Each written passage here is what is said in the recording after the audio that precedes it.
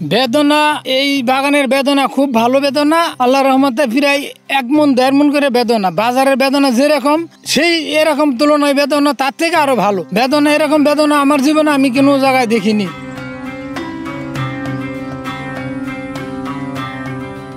গাছে গাছে ঝুলছে লাল সবুজ আনার, রোদে ঝলমল করছে ফলগুলো। দূর থেকে দেখলে মনে হয় যেন কাশ্মীর বা নেপালের কোনো ফলের বাগান, অথচ এটি বাংলাদেশেরই ঝিনাইদহ জেলার মহেশপুর উপজেলার যুগীহুদা গ্রামের একটি ছোট সবুজ গ্রাম, যেখানে তরুণ উদ্যোক্তা সোহেল রানা আব্দুল্লাহ এই আনার চাষ শুরু করেছেন। স্থানীয় বাজারে চাহিদা ভালো হওয়ায় আব্দুল্লাহ আশা করছেন এই মৌসুমে আনার বিক্রিতে তার আয় হবে 1.5 থেকে 2 লক্ষ টাকা। যে ফল আছে আলহামদুলিল্লাহ আমি মনে করি আমার 3 বছর যা খরচ হয়েছে আমার ফলে ইনশাল্লাহ সে খরচ উঠে যাবে, পাশাপাশি লাভও হবে। আবার আমি চারা নতুন করে চারা দিচ্ছি, যদি কারো চারা লাগে তাহলে আমি বলবো যে আমার মতো অল্প কিছু সংখ্যক জমিতে কিছু চারা নিয়ে এসে পরীক্ষামূলকভাবে সে চাষ শুরু করুক, সরকারি চাকরিতে না দৌড়িয়ে। এই বাগান সাফল্যের গল্প শুরু হয় 3 বছর আগে।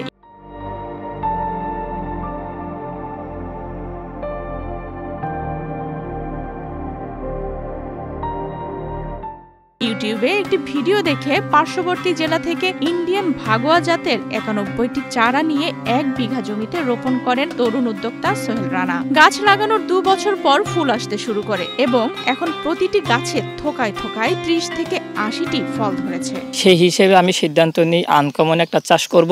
তো আনকমনের ক্ষেত্রে কি করা যায়, মোকাররম ভাইয়ের ভিডিও দেখার পরে দেখলাম যে আমি আনার চাষ করব। তো আমি ওনার কাছে যাওয়ার পরে ওনার ফল দেখি, দেখার পরে আমি অনেক আগ্রহ হই। হওয়ার পর ভাই আমাকে পরামর্শ দেয় এবং আমি চারা ওখান থেকে নিয়ে আসি। প্রথমে 91টা চারা আমি পরীক্ষামূলক নিয়ে আসি। আনার পরে আমি 1 বিঘা জমিতে চাষ করার পরে 2 বছর মাথায় আমি কিছু ফল পাই। যে পরিমাণ ফল আসছিল প্রত্যেকটা গাছে 50-60টা, সেই হিসেবে কোনো গাছ 80টাও এসেছে। প্রথমে অনেকেই আনার চাষকে নিরুৎসাহিত করলেও বর্তমানে আব্দুল্লাহর সাফল্য দেখে ঝুঁকছেন অনেকেই। সামাজিক যোগাযোগ মাধ্যমে বাগানটির খবর ছড়িয়ে পড়ার পর থেকেই প্রতিদিন দূর দূরান্ত থেকে মানুষ ভিড় জমাচ্ছে এই বাগানটি দেখতে।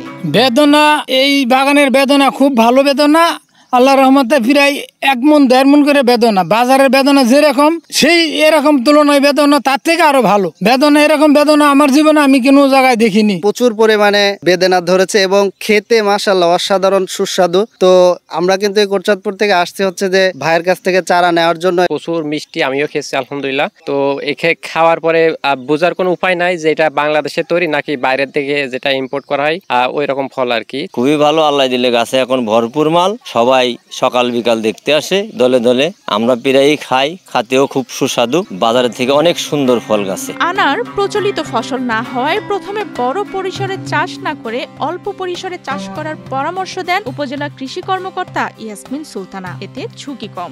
আনার বা ডালিম হচ্ছে আমাদের প্রচলিত ফসল না, অপ্রচলিত ফসল। এগুলো সাধারণত দেখা যায় যে আমরা হয়তো শখের বসে ছাদে, ড্রামে, বসতবাড়ির আশেপাশে 1-2টি করে লাগিয়ে থাকি, কিন্তু উনি এই ক্ষেত্রে সফল হয়েছেন।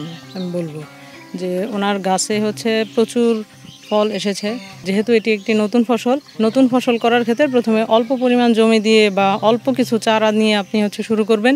যদি আপনি দেখেন যে আপনার গাছেও ওনার মতো একই রকম ফলন আসছে, তাহলে আপনি পর্যায়ক্রমে জমির পরিমাণ বাড়িয়ে সেই ক্ষেত্রে উদ্যোক্তা হয়ে যেতে পারবেন। আব্দুল্লাহ পড়াশোনার পাশাপাশি অন্যের চাকরির আশা না করে নিজেই হয়েছেন উদ্যোক্তা। তার উদ্যোগ শুধু আয়ের পথ দেখাচ্ছে না, বরং কৃষি উদ্ভাবনের নতুন সম্ভাবনাও খুলেছে।